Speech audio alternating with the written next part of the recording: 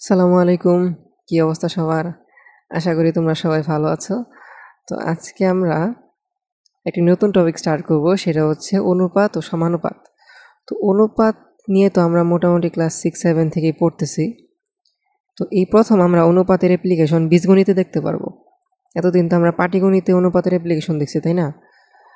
আচ্ছা, তো অনুপাত সম্পর্কে আমরা মোটামুটি সবাই জানলেও আমি এখানে আবার তোমাদের অল্প করে একটু মনে করাই দিতে চাই যে অনুপাত আর সমানুপাত কী জিনিস, আর কিছু নতুন কিছু টার্ম অ্যাড হবে।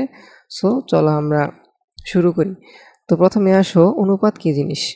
অনুপাত হচ্ছে তুমি যখন দুটি সমজাতীয় রাশিকে একে অপরের সাথে তুলনা করবা তখন তুমি কি অনুপাত ব্যবহার করবা, তাই না? দুটি সমজাতীয় রাশির পরিমাণকে তুমি একে অপরের সাথে তুলনা করতেছ। মেইনলি তুলনার জন্যই অনুপাত ইউজ করা হয়।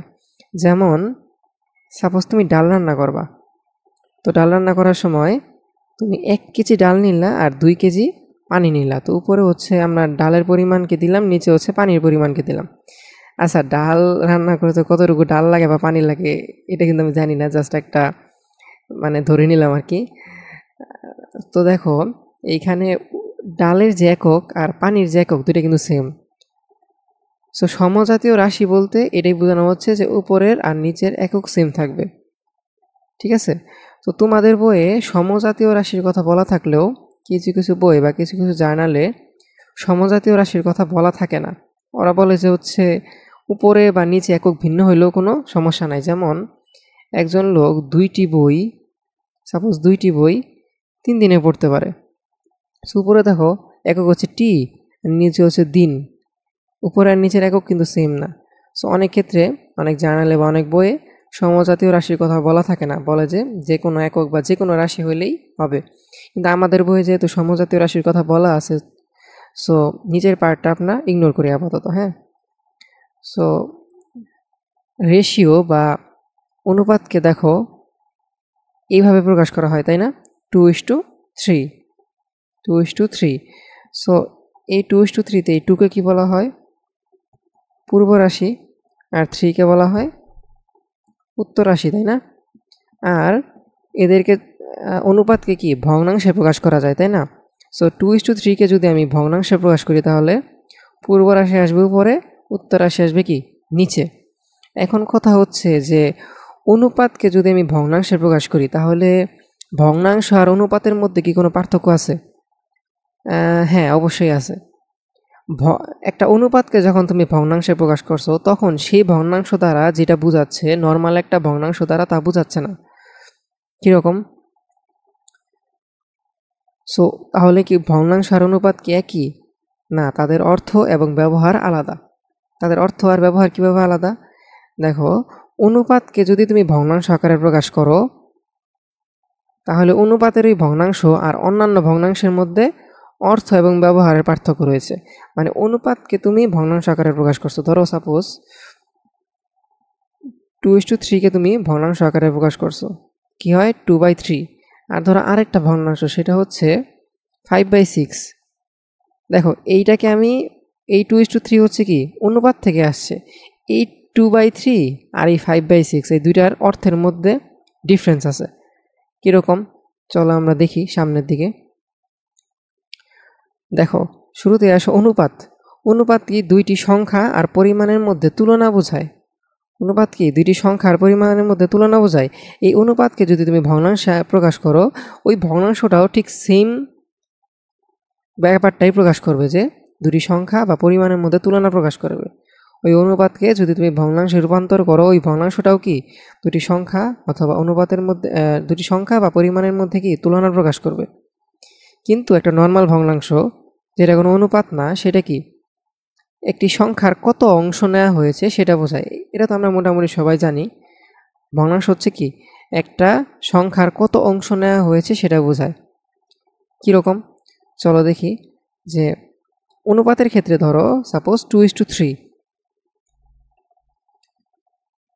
হ্যাঁ, 2:3 সাপোজ ধরলাম। এটা হচ্ছে 2টা হচ্ছে চিনির পরিমাণকে বোঝাচ্ছে আর 3 হচ্ছে পানির পরিমাণকে বোঝাচ্ছে। ধরো তুমি একটা শরবত বানাচ্ছ, তো এই শরবতের মধ্যে 2:3 অনুপাতে তুমি চিনি ও পানি যুক্ত করলা। তো 2:3 অনুপাতে চিনি ও পানি যুক্ত করা বলতে ধরো তুমি 2 চামচ চিনি যুক্ত করছো আর 3 চামচ পানি যুক্ত করছো। এখন এই 2:3 কে যদি আমি ভগ্নাংশে প্রকাশ করি তাহলে দেখো তো এই 2 দ্বারা কি বোঝাচ্ছে? এই 2 দ্বারা বোঝাচ্ছে হচ্ছে 2 চামচ চিনি, তাই না? আর এই 3 দ্বারা কি বোঝাচ্ছে? 3 চামচ পানি। তো এখানে লক্ষণীয় বিষয় যেটা সেটা হচ্ছে দেখো উপরের যে 2 সেটা তারা একটা জিনিস বোঝাচ্ছে, এক ধরনের রাশিকে বোঝাচ্ছে, চিনির পরিমাণকে বোঝাচ্ছে। আর এই 3 দ্বারাও কি আরেকটা জিনিসকে বোঝাচ্ছে, সেটা হচ্ছে পানি। তার মানে দুইটা ভিন্ন রাশিকে প্রকাশ করতেছে। দেখো হর ও লব দুইটা ভিন্ন রাশিকে প্রকাশ করতেছে, বুঝতে পারছো? দুইটা ভিন্ন জিনিসকে ইন্ডিকেট করতেছে। লব ইন্ডিকেট করতেছে চিনিকে, হর ইন্ডিকেট করতেছে পানিকে, এবং তুলনা বোঝাচ্ছে চিনির পরিমাণ ও পানির পরিমাণের মধ্যে কি তুলনা বোঝাচ্ছে, তাই না? এখন আসো হচ্ছে ভগ্নাংশের ক্ষেত্রে। ভগ্নাংশের ক্ষেত্রে কি দেখো, যদি 5/6 ধরো এটা একটা ভগ্নাংশ, সাপোজ এটা একটা রুটি বুঝাচ্ছি, তো 5/6 এই ভগ্নাংশ দ্বারা যদি একটা রুটিকে বুঝাই তো জিনিসটা এরকম বোঝাচ্ছে যে রুটিটিকে 6 ভাগ করা হলে তার মধ্যে 5 ভাগ নেওয়া হলো।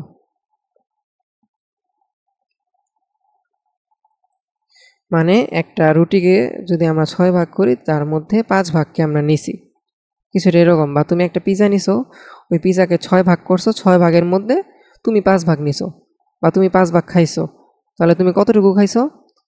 5/6, তাই না? 6 পিস করছিলা, তার মধ্যে তুমি 5 পিস খাইছো, তাহলে তার মানে আলটিমেটলি তুমি কতটুকু খাইছো? 5/6 অংশ তুমি খাইছো। এখন এই যে 6 ভাগে 5 ভাগ, হ্যাঁ, এটা দ্বারা কি বোঝাচ্ছে? ধরো এখানে কয়টা ভাগ আছে, দেখো 6টা ভাগ আছে না, তার মধ্যে এই যে 5 ভাগ, 1 ভাগ বাদে, তাই না? এটুকুই বোঝাচ্ছে কি এই লাল অংশটুকুই হচ্ছে 6 ভাগের 5 ভাগ। হ্যাঁ, আর এখানে দেখো যে 5/6, এই 5/6 এর পুরাটা দ্বারাই কি বোঝাচ্ছে? রুটি বোঝাচ্ছে, শুধুমাত্র রুটিকে বোঝাচ্ছে, অন্য কোনো কিছুকে কিন্তু বোঝাচ্ছে না। যেখানে আমরা দেখছিলাম যে একটু আগে অনুপাতের ক্ষেত্রে লব দ্বারা বোঝাচ্ছিল চিনি, হর দ্বারা বোঝাচ্ছিল পানি, দুইটি ভিন্ন জিনিসকে বোঝাচ্ছে, কিন্তু এইখানে দেখো এই পুরা ভগ্নাংশ দ্বারা শুধু রুটিকে বোঝাচ্ছে, তাই না? সো অনুপাতকে ভগ্নাংশে প্রকাশ করলে ওই ভগ্নাংশ দ্বারা যা বোঝায় আর নর্মাল একটা ভগ্নাংশের বোঝানোর মধ্যে কিন্তু তফাৎ আছে, দুইটার অর্থগত কিন্তু ডিফারেন্স আছে, তাই না? সো মোটামুটি এই পার্টটা তো ক্লিয়ার। চলো আমরা পরবর্তী পার্টে চলে যাই। তো অনুপাতের ব্যবহার সম্পর্কে আমরা একটু দেখি। আমরা জানি যে অনুপাতের ব্যবহার কি, তোমরা মোটামুটি পড়ছো, তারপরেও জাস্ট তোমাদেরকে একটু রিমাইন্ডার দেওয়া যায়, অনেকদিন ধরে পড়ি নাই, নতুন অনেক দিন পরে পড়তেছি। তো সেই ক্ষেত্রে দেখো অনুপাতের ব্যবহার, এখানে একটা প্রবলেম দেওয়া হয়েছে যে তুমি যদি একটা কেক বানাও, ধরো একটা কেক বানাতে 2 কাপ চিনি লাগে, 3 কাপ ময়দা লাগে। সাপোজ একটা কেক বানাইতে 2 কাপ চিনি লাগে, 3 কাপ ময়দা লাগে। এখন ধরো তুমি আজকে একটা কেক বানাবা না, একটু বেশি কেক বানাবা। তো বেশি কেক বানাইতে চায় তুমি যদি 6 কাপ চিনি দাও, তাহলে এখন কয় কাপ ময়দা লাগবে? একটা কেক বানানোর সময় তুমি 2 কাপ চিনি দিছিলা আর 3 কাপ ময়দা দিয়েছিলা, তাই না? আর এখন যদি তুমি বেশি কেক বানাইতে চাও, ধরো তুমি বেশি কেক বানানোর নিয়ত করলা, তো বেশি কেক বানাইতে যায় তুমি 6 কাপ চিনি দিয়ে ফেলছো, এখন কত কাপ ময়দা দিতে হবে? দেখি আমরা। তুমি চিনি আর ময়দার অনুপাতটা বের করে ফেলো। চিনি আর ময়দার অনুপাত কত? 2:3, কারণ 2 কাপ চিনি দিতে হয়, 3 কাপ ময়দা দিতে হয়, তাই না? তাহলে পরবর্তীবার কি? পরবর্তীবার তুমি 6 কাপ চিনি দিচ্ছ, কিন্তু কত কাপ ময়দা দিবা? পরবর্তীবার তুমি 6 কাপ চিনি দিছো, তাহলে কত কাপ ময়দা দিতে হবে? দেখো চিনি বাড়ছে কত গুণ? 3 গুণ, তাই না? চিনি বাড়ছে কত গুণ? 3 গুণ। তাহলে ময়দা বাড়বে কত গুণ? 3 গুণ। তাহলে এটা হবে 3 গুণ, তাহলে 3 তিরিকা 9। তাহলে 9 কাপ ময়দা লাগবে, 6 কাপ চিনি লাগবে, তার সাথে 9 কাপ ময়দা লাগবে। এখন কথা হইতেছে, তুমি যদি এই অনুপাতটাকে ঠিক না রাখতা, কীরকম, যে চিনি আর ময়দার অনুপাত কত? 2:3। তুমি যদি পরবর্তীবার যখন কেক বেশি বানাইছো তখন যদি চিনি আর ময়দার অনুপাত ঠিকঠাক না রাখতা, তাহলে কি হইতো? সাপোজ তুমি চিন্তা করো 6 কাপ চিনি আর তুমি 6 কাপই ময়দা নিছো, 6 কাপ চিনি নিছো, 6 কাপ ময়দা নিছো, তাইলে এই কেক কি আর খাওয়া যাইতো? এই কেক এত মিষ্টি হইতো যে তুমি খাইতেই পারতা না।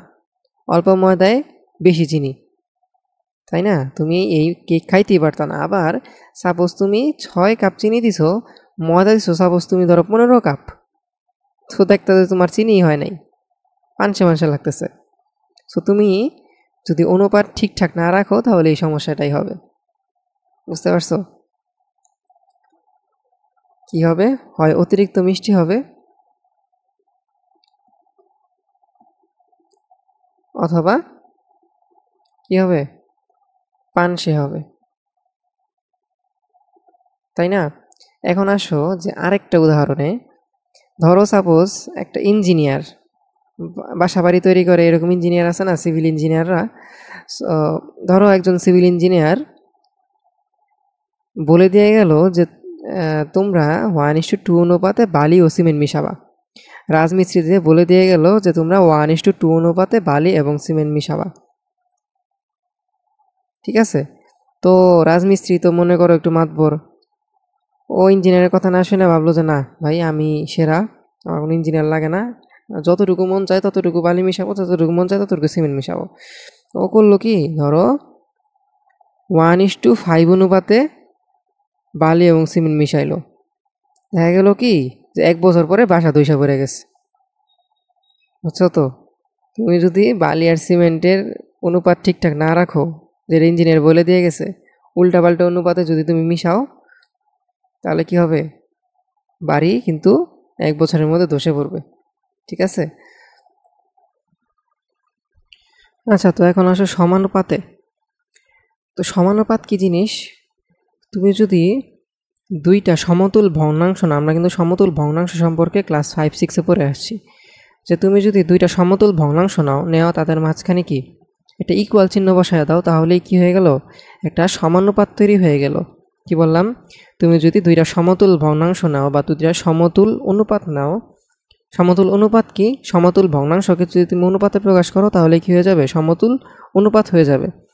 সো তুমি যদি দুইটা সমতুল ভগ্নাংশ নিলা, দুইটা সমতুল অনুপাত নিলা, দুইটা সমতুল ভগ্নাংশ নিলা বা দুইটা সমতুল অনুপাত নিলা এবং তাদের মাঝখানে একটা সমান চিহ্ন দিলে যা তৈরি হলো সেটাই কি? সমানুপাত। দেখো দুটি সমতুল, আচ্ছা দাঁড়াও, দুটি সমতুল ভগ্নাংশ অথবা অনুপাত দিয়ে সমানুপাত তৈরি হয়। এখন সমতুল ভগ্নাংশ বা অনুপাত কি জিনিস? দুইটা সমতুল ভগ্নাংশ বা অনুপাত হলো তারাই যারা দেখতে আলাদা হলেও মান সমান। যারা কি দেখতে আলাদা বাট মান সমান। কীরকম? দেখো নিচে 2:3। 2:3 মানে কি? 2:3 মানে হচ্ছে 2:3 মানে হচ্ছে 2/3, তাই না?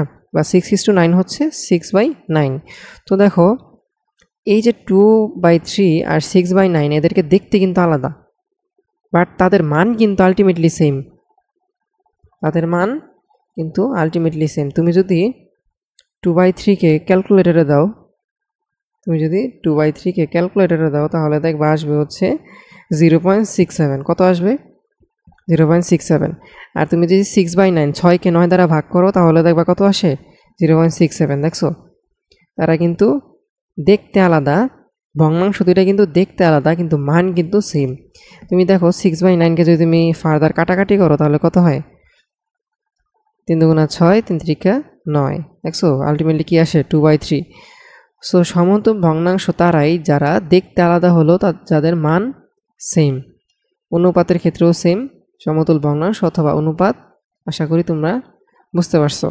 তো সমতুল ভগ্নাংশ তৈরির উপায় কি? ধরো তোমাকে সাপোজ একটা ভগ্নাংশ দিয়ে দিলাম, সাপোজ 1/3। সো 1/3 সমতুল ভগ্নাংশ বানাও তো আরও। তুমি যদি লব ও হরকে একই সংখ্যা দিয়ে গুণ করো। সাপোজ 2 দিয়ে গুণ করলা, উপরে নিচে কত আসে? 2/6। এই 2/6 হচ্ছে আর 1/3 দুইটা হচ্ছে কি সমতুল ভগ্নাংশ। আর তুমি যদি 1/3-কে সাপোজ 7 দিয়ে গুণ করতা, তাহলে এই যে 7/21 এইটাও হচ্ছে কি একটা সমতুল ভগ্নাংশ। এদের সমতুল ভগ্নাংশ তুমি লিখতে পারতা 1/3 সমান 2/6 সমান 7/21। এরা কি সবাই সমতুল ভগ্নাংশ। এরপর উপরে নিচে যা দিয়ে গুণ করো না কেন, একই সংখ্যা দিয়ে যদি তুমি গুণ করো তাহলে কি সমতুল ভগ্নাংশ তৈরি হবে। এখন ধরো 2/3 আর 6/9 এই দুটো তো সমতুল ভগ্নাংশ। তো এদের মাঝখানে যদি আমি একটা সমান চিহ্ন দিই তাহলে যা তৈরি হলো এটাই হচ্ছে কি সমানুপাত বা প্রপোর্শন। সমানুপাত বা প্রপোর্শন, ঠিক আছে। তো সমানুপাত তো ক্লিয়ার যে দুইটা সমতুল ভগ্নাংশের মাঝখানে যদি এটা সমান চিহ্ন দিই তাহলে যা তৈরি হয়ে গেল সেটাই কি সমানুপাত। তো এখন আসা হচ্ছে দুইটা ভগ্নাংশ সমতুল কিনা সেটা বুঝবো কিভাবে। হ্যাঁ, ধরো 2/3 আর 6/9 এরা যে সমতুল সেটা বুঝবো কিভাবে। তুমি একটা ভাবে বুঝতে পারবা যে যার লব হর বড় তাকে কাটাকাটি করো। দেখো 2/3 আসতেছে, প্রথমটার মতন আসতেছে, তার মানে কি দুইটা সমতুল। আরেকটা ওয়ে আছে বাচ্চাদের ওয়ে আর কি, সেটা হচ্ছে আর গুণ করো। দেখো কত আসে, 2 × 9 = 18। আর গুণ করো, 6 × 9 = 18। দেখছো আর গুণ করলে কি সমান আসতেছে মানটা। তাহলে এই দুইটা ভগ্নাংশ হচ্ছে সমতুল ভগ্নাংশ, ঠিক আছে। তো এখন আসো হচ্ছে এই যে এখানে বলছি যে 2:3 আর 6:9 এদের মাঝখানে সমান চিহ্ন দিয়ে দিছি, তাহলে কি হয়ে গেল একটা সমানুপাত তৈরি হয়ে গেল। এইটাও সমানুপাত, এইটাও সমানুপাত, দুইটা লাইন আসলে আলটিমেটলি সেম। তো এখন আসো হচ্ছে সমানুপাতের ব্যবহার কি। সমানুপাতের ব্যবহার হচ্ছে অজানা রাশির মান নির্ণয়। অজানা রাশির মান নির্ণয়ের ক্ষেত্রে কি সমানুপাত এই টার্মটা বা এই ব্যাপারটাকে আমরা ইউজ করি। সো এখন আসো একটা এক্সাম্পলে কিভাবে আমরা ইউজ করি। ধরো ধরো তুমি 2 কাপ চিনি দিয়ে 4 কাপ দুধে পায়েস বানাও। তুমি 4 কাপ দুধের মধ্যে 3 কাপ সরি আচ্ছা এখানে হচ্ছে ইংলিশে লিখছি যে 8 কাপ দুধ নাও, তার মধ্যে 2 কাপ চিনি দাও, তারপরে তুমি পায়েস বানাও। তুমি 8 কাপ দুধ, তার মধ্যে 2 কাপ চিনি দিয়ে পায়েস বানাও।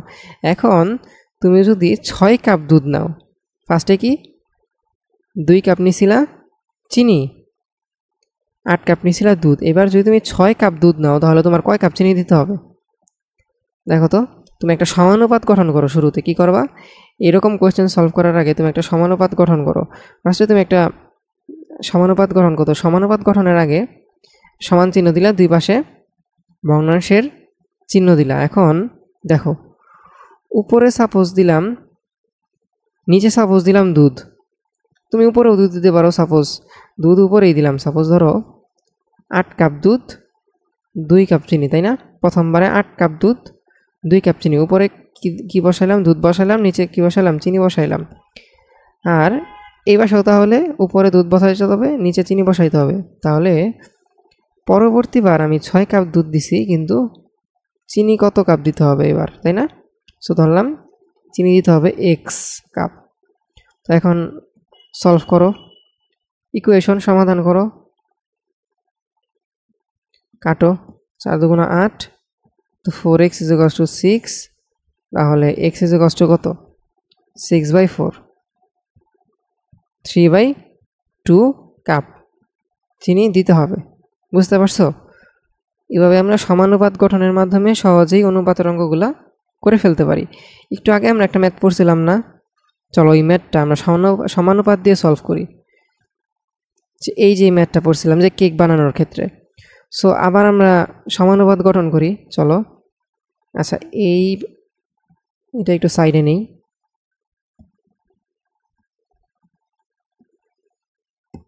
পার্টটা দেখো আমরা একটা সমানুপাত গঠন করি। প্রথমবার কেক বানানোর সময় আমরা 2 কাপ চিনি নিয়েছিলাম, 3 কাপ ময়দা নিয়েছিলাম। উপরে কি বসাইলাম? চিনি বসাইলাম, নিচে কি বসাইলাম? ময়দা বসাইলাম।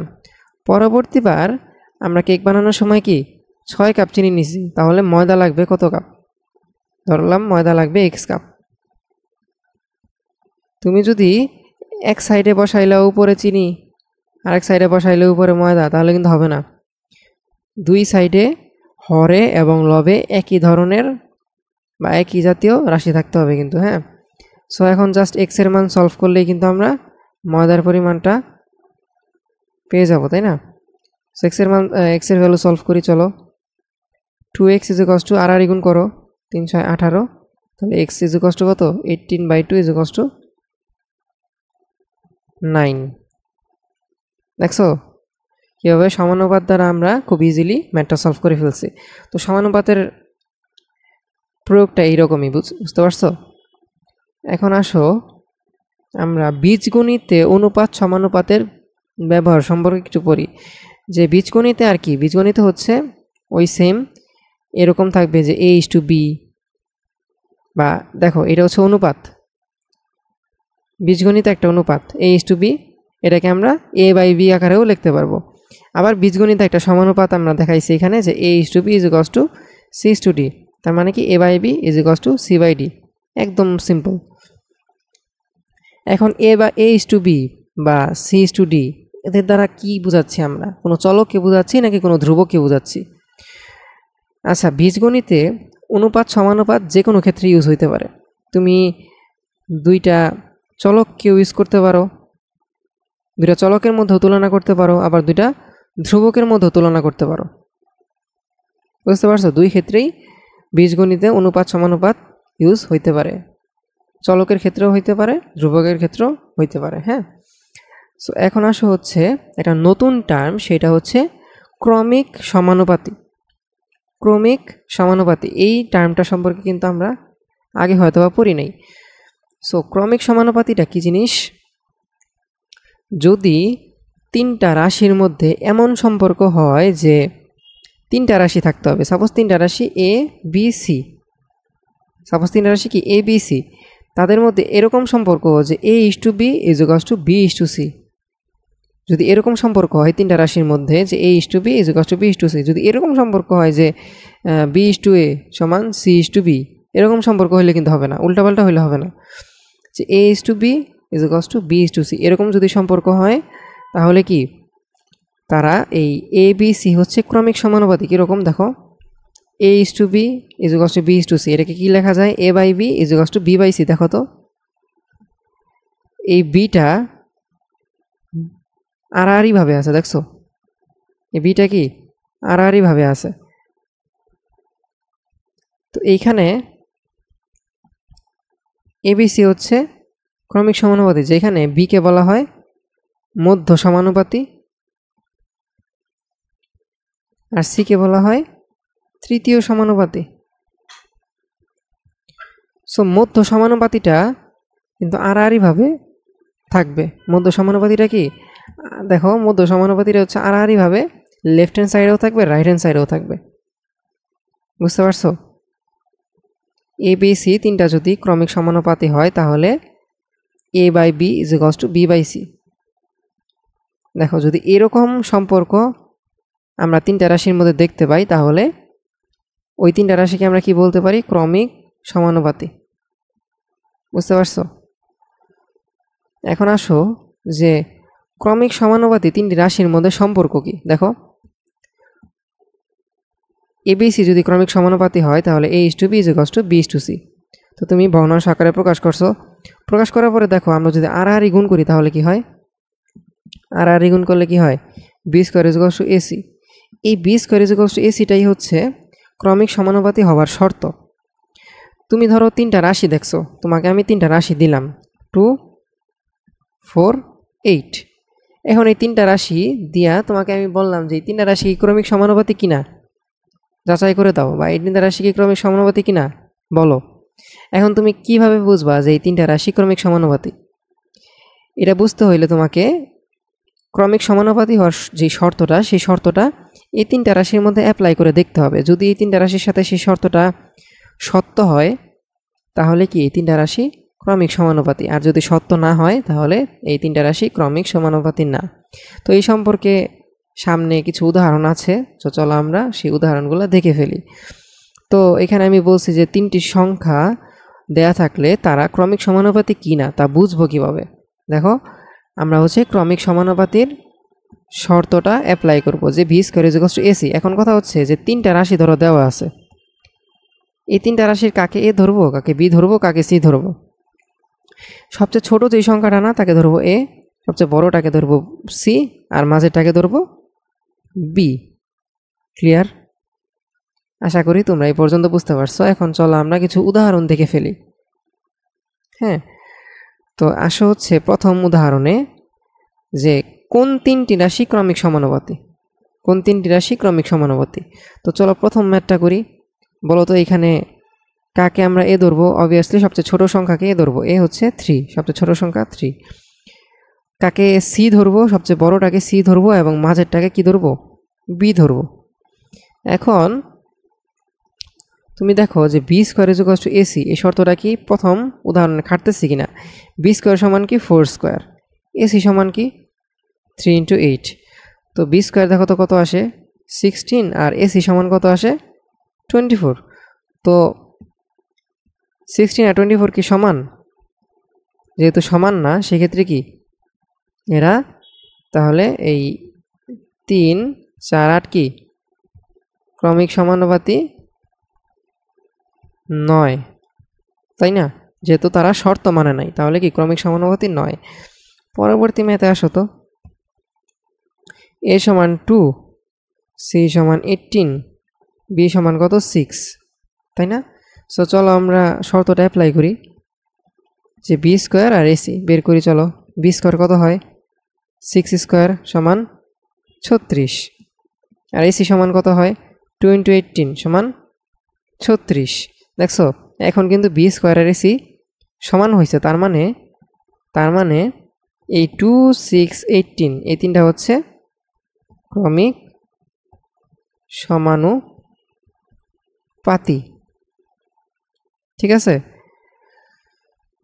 যেহেতু তারা ক্রমিক সমানুপাতি তুমি তাদেরকে এভাবে লিখতে পারবা 2:6 is equal to 6/18, 2/6 is equal to 6/18, বা এটাকে এভাবে লিখতে পারবা 2:6 is equal to 6/18।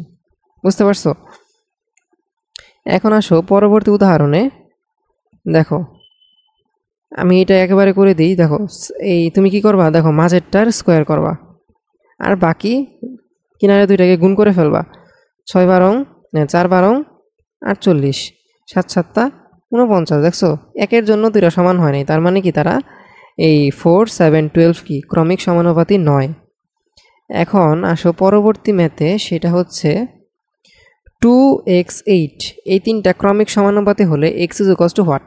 দেখো তো x ইজ ইকুয়াল টু কি মাঝেরটা, শুরুটাকে আমরা কি ধরি a, সেকেন্ডটাকে ধরি b, থার্ডটাকে ধরি কি c। এখন আবার এটা বলে দিছে যে ক্রমিক সমানুপাতি, এই তিনটা রাশি কি ক্রমিক সমানুপাতি, এটা বলে দিছে। সো যেহেতু তারা ক্রমিক সমানুপাতি তাহলে তাদের এই শর্তটা খাটবে যে B square is equal to AC. এই B square is equal to AC এই শর্ত দিয়ে আমরা কি এখন বি এর ভ্যালুটা বের করতে পারবো না? তাদের তিনটার ক্ষেত্রে কি B square is equal to AC এই শর্তটা খাটবে, কারণ তারা তিনজন ক্রমিক সমানুপাতি। তো বি দেওয়া নাই আমাদের, চলো বি বের করি। বি ইজ ইকুয়াল টু কি root over AC. So root over AC বলতে A is equal to 2, B is equal to C is equal to 8, তাহলে 8 দুগুণা 16, সো 4। দেখছো বি এর ভ্যালু কত 4। সো এভাবে আমরা যদি তিনটা রাশিকে ক্রমিক সমানুপাতি বলে দেওয়া থাকে এবং তিনটা রাশির মধ্যে যে কোনো একটা অজানা থাকে তাহলে কিন্তু আমরা ইজিলি বের করতে পারি। চলো এরকম আরেকটা ম্যাথ দেখে ফেলি। এবার দেখো তো প্রথমটাই দেওয়া নাই, দ্বিতীয়টা দেওয়া আছে এটা হচ্ছে বি, তৃতীয়টা দেওয়া আছে এটা হচ্ছে সি। আবারও বলে দিছে এই তিনটা কি ক্রমিক সমানুপাতি। সো ক্রমিক সমানুপাতি শর্ত হচ্ছে B square is equal to AC. আমরা কাকে বের করবো? এ কে বের করবো। So A is equal to কি B square by C. So B square সমান কি 6 স্কোয়ার, সি সমান কি 54, 36/54। 54। এখন তুমি কাটাকাটি করো,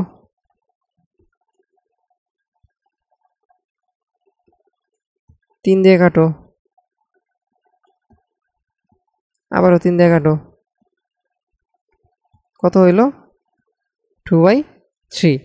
দেখছো, শুরুটা দেওয়া না থাক বা মাঝেরটা দেওয়া না থাক বা শেষেরটা দেওয়া না থাক, যদি বলা থাকে যে 3টি রাশি ক্রমিক সমানুপাতি, একটা দেওয়া নাই, ওই একটা তুমি ইজিলি বাকি 2টার মাধ্যমে বের করে ফেলতে পারবা ওই ক্রমিক সমানুপাতির শর্ত দ্বারা, তাই না? আচ্ছা, তো চলো আমরা চলে যাই পরবর্তী টপিকে। পরবর্তী টপিকটা হচ্ছে অনুপাতের রূপান্তর। তো অনুপাতের রূপান্তর টপিকটাতে আমাদের কি বলা হচ্ছে যে তোমাকে যদি একটা সমীকরণ দেওয়া থাকে এরকম যে a/b = c/d, এটা মানে কি a/b = c/d। এরকম যদি তোমাকে একটা সমীকরণ দেওয়া থাকে, যেই সমীকরণের সমান সমানের বাম পক্ষে একটা ভগ্নাংশ, ডান পক্ষে আর একটা ভগ্নাংশ থাকে। এখন বাম পক্ষের যে ভগ্নাংশ তার সাথে কোনো কিছু যদি যোগ আকারে থাকে বা বিয়োগ আকারে থাকে তাইলে কিন্তু প্রযোজ্য না। সেমভাবে ডান পক্ষেও যদি ভগ্নাংশের সাথে কোনো কিছু যোগ আকারে থাকে বা বিয়োগ আকারে থাকে তাহলে কিন্তু এই শর্ত প্রযোজ্য না। এমন সমীকরণ যদি তোমার কাছে থাকে যেখানে সমান সমানের বাম পাশে কি একটা ভগ্নাংশ, ডান পাশে আর একটা ভগ্নাংশ থাকে, সেই ক্ষেত্রে তুমি লিখতে পারবা যে দেখো এখানে a b c d দ্বারা কিন্তু জাস্ট বোঝানো হচ্ছে কি যে এখানে কোনো একটা সংখ্যা আছে বা কোনো একটা রাশি আছে, এর বদলে কোনো একটা রাশি, মানে a দ্বারা কোনো একটা রাশি বোঝাচ্ছে, b দ্বারা কোনো একটা রাশি বোঝাচ্ছে, c দ্বারা d দ্বারা কোনো একটা রাশি বোঝাচ্ছে, বুঝছো? জাস্ট বোঝানোর জন্য এখানে একটা প্রতীক হিসেবে ইউজ করছে a b c d কে। ঠিক আছে, এরকম না যে এর বদলে অন্য কিছু বুঝতে পারবে না, b এর বদলে অন্য কিছু বুঝতে পারবে না। আমাদের এখানে বোঝানো হচ্ছে যে সমান সমানের বাম পক্ষে একটা ভগ্নাংশ থাকবে, ডান পক্ষে একটা ভগ্নাংশ থাকবে। তো এরকম থাকলে তুমি লিখতে পারো যে b/a = d/c বা b/a = d/c। একে বলা হচ্ছে ব্যস্তকরণ। দেখো তো কি হইল। এরকম থাকলে আমরা কি লিখতে পারবো পরবর্তী লাইনে যে b/a = d/c। কি করলাম, জাস্ট উভয় পক্ষে কি উল্টাই দিলাম, এরকম কিন্তু তোমরা আগেও মানে ইউজ করছো, তোমরা অলরেডি সমীকরণ সমাধানের ক্ষেত্রে হয়তো অনেকে ইউজ করছো যে এরকম উভয় পক্ষে কী করছো, ভগ্নাংশ ছিল তুমি উল্টাই দিছো। এখন কথা হচ্ছে যে এই যে শর্টকাটটা মানে এইটাকে আমি শর্টকাট কেন বলতেছি। আচ্ছা, আগে তোমাদেরকে জানতে হবে সমীকরণ সমাধানের আসল নিয়মটা কি। সমীকরণ সমাধানের আসল নিয়ম কি জানো? সমীকরণ সমাধানের ক্ষেত্রে তুমি উভয় পক্ষে যোগ করতে পারবা একই সংখ্যা বা একই রাশি যোগ করতে পারবা, একই রাশি বিয়োগ করতে পারবা, একই রাশি গুণ করতে পারবা, একই রাশি কী করতে পারবা, ভাগ করতে পারবা। এটা হচ্ছে সমীকরণ সমাধানের আসল নিয়ম। এখন আমরা যে আড়াআড়ি গুণ করি না, আড়াআড়ি যে গুণ করি, দেখো তো আড়াআড়ি গুণ করার ক্ষেত্রে কি করি, ধরো a/b = c/d আছে, আমরা আড়াআড়ি গুণের ক্ষেত্রে কি করি, ad = bc। এখন এই আড়াআড়ি গুণটা আসলে কি? আড়াআড়ি গুণটা হচ্ছে একটা শর্টকাট যা হচ্ছে অ্যাপ্রুভড, যেটা তুমি ইউজ করতে পারবা। এখন আমি এটাকে কেন শর্টকাট বলতেছি, দেখো এই আড়াআড়ি গুণটা আসছে কোত্থেকে, দেখো এই আড়াআড়ি গুণটা কোত্থেকে আসছে দেখবা। দেখো এই যে বাম পক্ষ আর ডান পক্ষের যে হর আছে না, তাদের গুণ করলে কি আসে, বিডি। এই বিডিকে তুমি ওই পক্ষে গুণ করো, দেখো কি আসে। তো এই বি কাটো, কি আসে, AD = AD কাটো, কি আসে, BC। দেখছো এইখান থেকে আড়াআড়ি গুণ করলে এটা পাওয়া যায় না। এখন দেখো তো আড়াআড়ি গুণটা কেন আসছে। আড়াআড়ি গুণটা এই কারণে আসছে যে আমাদের যেন এই মাঝখানের লাইনটা করা না লাগে, আমাদের সুবিধার জন্য, আমাদের শর্ট করার জন্য, আমাদের কাজকে আরও শর্ট করার জন্য এই আড়াআড়ি গুণ শর্টকাটটা আসছে, এবং এই শর্টকাটটা কি অ্যাপ্রুভড, তুমি এটা করতে পারবা, কোনো সমস্যা নাই। এখন আমরা মেইনলি অনুপাতের রূপান্তর দ্বারা এরকম 5টা শর্টকাট শিখতেছি, যেগুলো হচ্ছে কি তুমি ডিরেক্টলি অ্যাপ্লাই করতে পারবা। এখন এই প্রমাণ 1, 2, 3, 4 আমি তোমাদেরকে দেখাবো যে এই যে শর্টকাটগুলা, এগুলো যদি আমরা শর্টকাট হিসাবে ইউজ না করতাম তো সেই ক্ষেত্রে কত বড় হইতো ব্যাপারগুলা। চলো আমরা প্রথম যেই শর্টকাটের কথাটা আমরা বলছি সেটা দেখি যে এটা যদি আমরা শর্টকাট হিসেবে ইউজ না করতাম, যদি এই যে সমীকরণের আসল নিয়মে যদি সমাধান করার ট্রাই করতাম, তো এই ক্ষেত্রে জিনিসটা কতটুকু বড় হইতো আমি অথবা তোমাদেরকে বুঝাইতে পারি নাই। তো দেখো, আমরা প্রথম প্রমাণ একটা দেখলে আমরা বুঝতে পারবো ইনশাল্লাহ। তো তোমার কাছে কি আছে, a/b = c/d। চলো এটাকে আড়াআড়ি গুণ করি। তো আড়াআড়ি গুণটা আমরা বড় করে করি। বড় করে কীভাবে? হর আর হরের গুণফল কি বিডি না? এই বিডিকে উভয় পক্ষে গুণ করে দিই। তো গুণ করলে কি হয়? AD = BC, তাই না? এখন তুমি উভয় পক্ষকে কী করো? AC দ্বারা ভাগ করো। AC দ্বারা কী করো? ভাগ করো। দেখো তো কি আসে, d/c = b/a। এটা মানে কি? b/a = d/c। দেখো তো, এই লাইন থেকে এই লাইনে আসতে টোটাল কয়টা লাইন লাগছে? একটা, দুইটা, তিনটা লাইন লাগছে। এখন অনুপাতের রূপান্তর দ্বারা তোমাকে এটাই বলা হচ্ছে যে তুমি এইরকম যদি একটা শর্ত দেওয়া থাকে, তাহলে তুমি এখান থেকে ডিরেক্ট এখানে আসতে পারবা, কোনো সমস্যা নাই। যে কী করতে পারো? এখানে আসতে পারবা। বুঝতে পারছো? সো প্রথম শর্টকাটটা আমরা বুঝতে পারলাম। তো পরবর্তী শর্টকাটে আসো, যে তোমাকে যদি এরকম একটা শর্ত দেওয়া থাকে, তখন তুমি লিখতে পারবা যে a/c = b/d, বা a/c = b/d। কি হলো দেখো তো, যে a/b = c/d দেওয়া ছিল না, আমরা জাস্ট এই আড়াআড়ি যেই রাশিগুলো আছে না, এই রাশিকে ইন্টারচেঞ্জ করে দিছি, অদল বদল করে দিছি। তো কি হয়েছে? a/c = b/d। এই যে এটা আসছে। বুঝতে পারছো?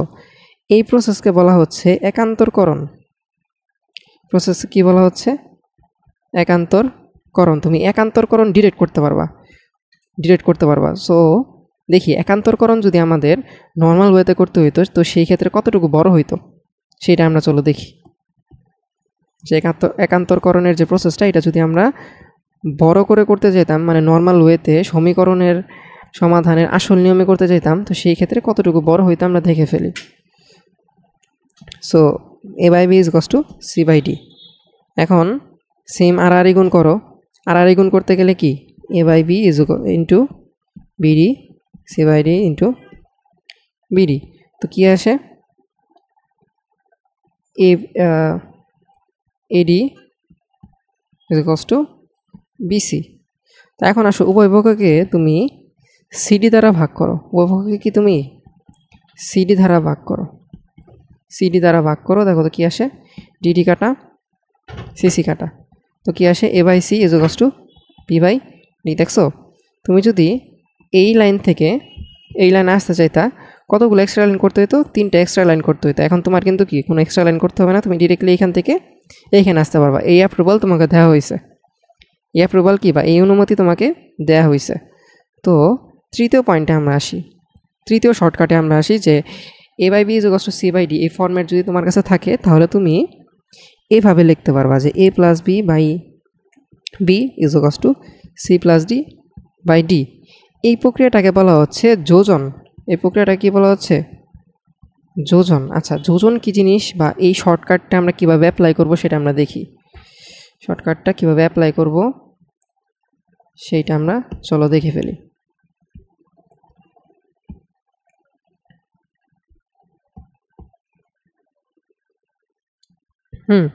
যে তোমার কাছে যদি এরকম থাকে a/b = c/d, তুমি কি করতে পারবা? এই যে হরে যে আছে না, তাকে লবের সাথে যোগ করে দিতে পারবা। হরে যে আসে তাকে লবের সাথে যোগ করে দিতে পারবা। যেহেতু যোগ হচ্ছে, তাই এই প্রক্রিয়াটার নাম বলা হচ্ছে যোজন। এই প্রক্রিয়াটার নাম কি? যোজন। জাস্ট হরকে তুমি লবের সাথে যোগ করে দিছো, নিচেরটাকে উপরে যোগ করে দিছো। যা করবা উভয় সাইডেই কিন্তু করতে হবে। তুমি নিচেরটাকে কি উপরে যোগ করে দিছো। সো এই প্রক্রিয়াটাকে বলা হচ্ছে যোজন। এখন এই প্রক্রিয়াটা যদি তুমি শর্টকাটে না করতা, মানে তোমাকে যদি এটা শর্টকাটে করার অনুমতি না দিত, তো সেই ক্ষেত্রে তোমার কতক্ষণ সময় লাগতো বা কী লাগতো? চলো আমরা প্রমাণ 3 দেখে ফেলি। তো আমার শর্ত কি A by B is equals to C by D. এখন তুমি ওই পক্ষে এক যোগ করো, আমরা যে প্রমাণ করতেছি এটা কিন্তু সমীকরণ সমাধানের রিয়েল ওয়েতে করতেছি, যে তুমি সমীকরণের উপরে সাইড উভয় পক্ষে যোগ করতে পারবা একই রাশি, উভয় পক্ষে একই রাশি বিয়োগ করতে পারবা, একই রাশি গুণ করতে পারবা, একই রাশি করতে পারবা, ভাগ করতে পারবা।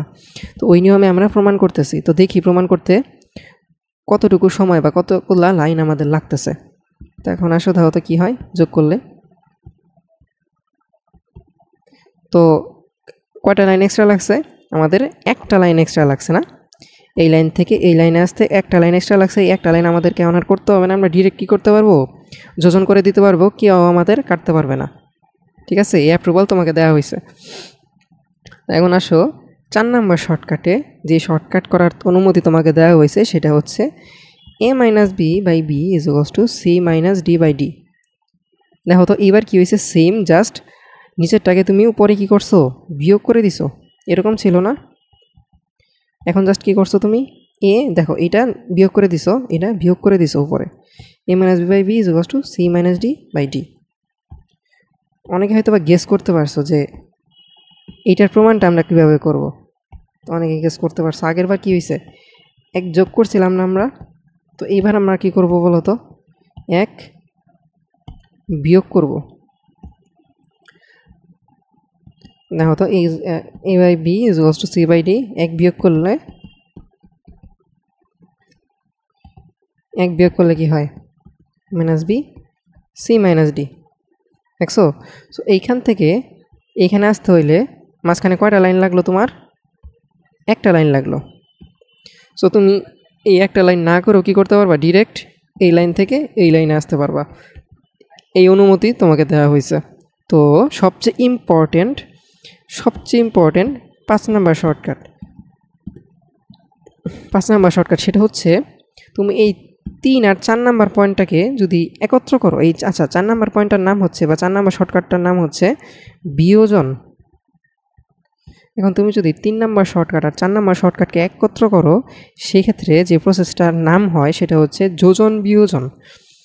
এখন যোজন বিয়োজনটা দেখতে কেমন সেটা আমরা একটু দেখি, যে a plus B by a minus B equals to C plus D by C minus D. এইটা আমরা কীভাবে অ্যাপ্লাই করব? দেখো তো এটা খুবই ইম্পর্টেন্ট। এই প্রসেসটা আমরা এই অধ্যায়ে বা অন্য যে কোনো সমাধানের অঙ্কে কিন্তু আমরা এই প্রসেসটা খুব বেশি ইউজ করব। যে a by B is equals to C by D যদি থাকে, সেই ক্ষেত্রে দেখো যোজন, তুমি এখন চিন্তা করলা কি যোজন বিয়োজন করবা। তো সেই ক্ষেত্রে তুমি উপরে যে আছে না, মানে লবে যে আছে তাকে লিখে ফেলো, উপরে নিচে 2 জায়গাতেই লিখে ফেলো। এই যে উপরে যে আছে তাকে উপরে নিচে 2 জায়গাতেই লিখে ফেলো। এখন নিচে যে আছে না তাকে একবার প্লাস করবা, একবার মাইনাস করবা। নিচে যে আছে না তাকে একবার প্লাস করবা, একবার মাইনাস করবা। আচ্ছা, আমি আরেকবার একটু দেখাই যে এরকম আছে a by B is equals to, suppose এরকম আছে যে কি দিয়ে দেখাই, suppose X Y is equals to P R, এরকম আছে ধরো। তো তুমি ফার্স্টে কী করলা, উপরে যারা আছে তাদেরকে লিখে ফেলো এক্স এক্স পি পি লেখছো। আর নিচে যে আছে তাকে একবার যোগ করো, একবার বিয়োগ করো, তাকে একবার যোগ করো, সরি এই যে আর একে যোগ করো বিয়োগ করো। এই প্রসেসটাকে বলা হচ্ছে যোজন বিয়োজন। এখন বলতে পারো ভাই আমি যদি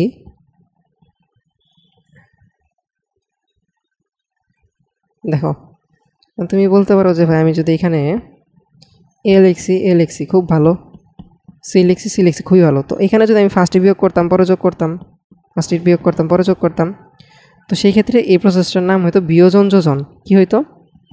বিয়োজন যোজন। এটাও কিন্তু করা যায়, কোনো সমস্যা নেই, বিয়োজন যোজনও তুমি করতে পারবা। কিন্তু যোজন বিয়োজন বা বিয়োজন যোজন যাই করো না কেন, উপরেরটা আগে লিখবা, এরপরে নিচেরটাকে একবার যোগ, একবার বিয়োগ, একবার যোগ, একবার বিয়োগ। ক্লিয়ার? তো এখন আসো এইটার প্রমাণ। দেখো এইটা যদি শর্টকাটে না দিত তাহলে কিন্তু তোমার অনেক বড় একটা প্রসেস হইতো। ফার্স্টে কী ছিল? A by B is equals to C by D. তো তোমাকে ফার্স্টে এই A by B is equals to C by D থেকে আগে এইটা আনতে হইতো। এইটা আগে আনতে হইতো, এই দুইটা আগে কী করতে হইতো, আনতে হইতো। আনার পরে তুমি এইটাকে একান্তরকরণ করতে হইতো। একান্তরকরণ কিন্তু আমাদের করার অনুমতি দেওয়া হয়েছে। একান্তরকরণ করতে হইতো। এটা যদি 1 নং সমীকরণ হয়, এটা যদি 2 নং সমীকরণ হয়, 1 নং সমীকরণ আর 2 নং সমীকরণ কী করো, গুণ করো। 1 নং সমীকরণ আর 2 নং সমীকরণ গুণ করলে দেখো তো কী আসে, a + b/b into b/a - b। দেখো তো গুণ, সমীকরণ দুইটা গুণ করার শর্ত কি দেখো তো, দুইটা সমীকরণ গুণ করতে হইলে তোমার লেফট হ্যান্ড সাইডের সাথে লেফট হ্যান্ড সাইড গুণ করতে হবে, রাইট হ্যান্ড সাইডের সাথে রাইট হ্যান্ড সাইড গুণ করতে হবে। তো দেখো তো লেফট হ্যান্ড সাইডের সাথে, দেখো লেফট হ্যান্ড সাইডের সাথে লেফট হ্যান্ড সাইড গুণ করছি, দেখছো। এখন রাইট হ্যান্ড সাইডের সাথে c + d/d into d/c - d, দেখছো। তো গুণ করলাম, দেখো তো কী আসে, d কাটো, তো কী আসে দেখো তো, a + b/a - b = c + d/c - d। তার মানে এই যে যোজন বিয়োজনের প্রসেসটা যদি আমাদেরকে শর্টকাটে করার অনুমতি না দেওয়া হইতো, তাহলে কিন্তু আমাদের এই লাইনে আসতেই, দেখো এইখান থেকে এই লাইনে আসতে অনেক সময় লাগতো, অনেক প্রসেস করতে হইতো। সো আমাদেরকে এই কাজটাকে সহজ করে দেওয়া হয়েছে, এই কাজটাকে একটা শর্টকাটে, এই কাজটাকে শর্টকাটে করার অনুমতি দেওয়া হয়েছে। সো আমাদের কাছে অনুপাতের রূপান্তর বলতে এটাই বোঝাচ্ছে যে তোমার কাছে যদি সমান সমানের বাম পক্ষে একটা ভগ্নাংশ থাকে, ডান পক্ষে একটা ভগ্নাংশ থাকে, সেই ক্ষেত্রে তুমি এই যে নিচের 5টা পয়েন্ট, এই 5টা পয়েন্টকে কি তুমি ডিরেক্ট করতে পারবা, তোমাকে বড় করে করতে হবে না। ক্লিয়ার? তো এখন আসো, এই যে 5টা পয়েন্ট আমি বললাম না, এই 5টা পয়েন্ট আমরা যে 11.1, 11.2 বা অন্য যে কোনো সমীকরণ সমাধানের অধ্যায়ে কিন্তু আমরা ইউজ করব। ঠিক আছে? তো তখন এইভাবে কিন্তু আমরা প্রমাণ করে দেখাই দিব না যে এটা কোত্থেকে আসলো। সো তোমরা ভালো করে দেখে নিও, পড়ে নিও, হ্যাঁ।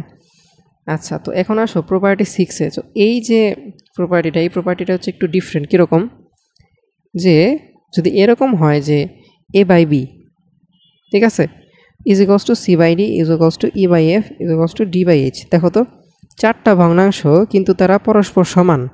4টা ভগ্নাংশ পরস্পর সমান কখন হয়, যখন 4টা ভগ্নাংশ কী হয়, সমতুল ভগ্নাংশ হয়। একটু আগে আমরা সমতুল ভগ্নাংশ পড়ে আছি না, তো 4টা ভগ্নাংশ যদি এরকম সমতুল ভগ্নাংশ হয়, তাহলে তাদের হরগুলার যোগফল এবং লবগুলার যোগফল দিয়ে, হরগুলার যোগফল এবং লবগুলার যোগফল দিয়ে যে নতুন ভগ্নাংশ তৈরি হবে, সেটাও কী হবে, তাদেরই সমান হবে, বা তাদেরই কী হবে, একটা সমতুল ভগ্নাংশ হবে।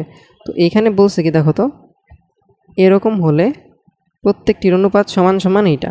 আলটিমেটলি এটাই বোঝাচ্ছে যে a/b = c/d = e/f = g/h a + b a + c + e + h। দেখো সবগুলা লব তুমি যোগ করছো আর সবগুলা হর তুমি যোগ করছো। আলটিমেটলি কি দেখো তো, অনুপাত কিন্তু সেম। আচ্ছা, তো এর আমরা একটা উদাহরণ চলো দেখি। এখানে দেখো 4টা দলের কথা বলছে, দল এ, দল বি, দল সি, দল ডি। এখন প্রথম দলে ছেলে আছে 4 জন, মেয়ে আছে 6 জন। তো দেখে ফেলি আমরা ছেলে আর মেয়ের অনুপাত কত, এখানে 4/6, এখানে 6/9, এখানে 8/21, 8/12, এখানে 10/15। তো 4/6 মানে কি, 4/6 মানে হচ্ছে 2/3, 6/9 সমান 2/3, 8/12 মানে 2/3, 10/15 মানে কি 2/3। কীরকমভাবে 2/3 আসলো, 2 দুগুণা 4, 3 দুগুণা 6, 3 দুগুণা 6, 3 3 9, 4 দুগুণা 8, 3 4 12, 5 দুগুণা 10, 3 5 15। ঠিক আছে? তো দল 4টিকে যদি তুমি মিলিয়ে দাও, তাহলে মোট ছেলে ও মেয়ের অনুপাত কত হবে, নিশ্চিত 2/3 হবে। কারণ আমি একটু আগে পড়ে আসছি যে এই যে 4টা অনুপাত যেহেতু সমান, তাহলে তাদের হর এবং লবকে যদি যোগও করো, যোগ করার পরে যেই মানুষটা আসবে সেটাও কি হবে, সমানই হবে। তো তারপরও আমি তোমাদেরকে এখানে প্রমাণ করে দেখাই দিই। দেখো মোট ছেলে, দেখো তো মোট ছেলে কি 4 + 6 + 8 + 10, মোট মেয়ে দেখো তো 6 + 9 + 12 + 15। তো এইখানে দাঁড়াও, হিসাব করে দেখো তো কত আসে, 4 আর 6 কত, 10, 10 10 20, আর 8-এ 28, তাই না? তো 9 আর 6 কত? 15, 15 15 30, 30 আর 12 কত? 30 আর 12 হচ্ছে 42। তখন কাটাকাটি করো। কাটাকাটি করলে ফার্স্টে দেখো 2 দিয়ে কাটো, সমস্যা নেই, 2 একে 2, 4 দুগুণা 8, 2 দুগুণা 4, 1।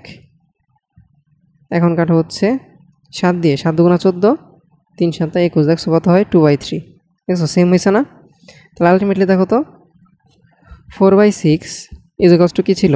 6/9 ইজ ইকুয়ালস টু কী ছিল? 8/12 ইজ ইকুয়ালস টু কী ছিল? 10/15, তাই না? এখন তুমি যখন উপরের লবগুলাকে যোগ করছো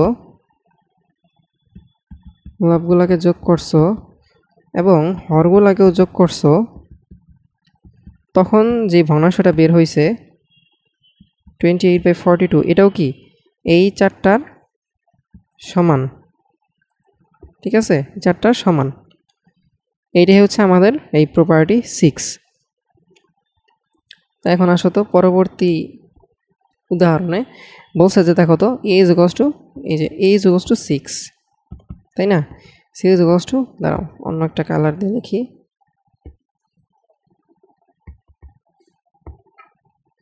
a ইজ ইকুয়ালস টু কি? 6, এটা মানে 6, c is equals two 8, e is equals two কত?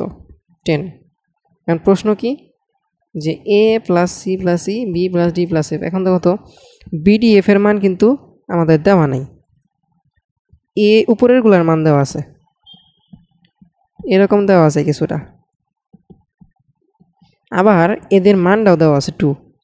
আচ্ছা, এটার মান বের করার জন্য এই যে এই পার্টটা যে a plus c plus e আর b plus d plus f, এটার মান বের করার জন্য কি আমার এখন b d f এর মান আলাদা করে বের করতে হবে? যে a by b is equals to তো 2, তাহলে a সমান কত? 6, তাহলে 6/b ইজ ইকুয়ালস টু 2 হইলে b সমান কত?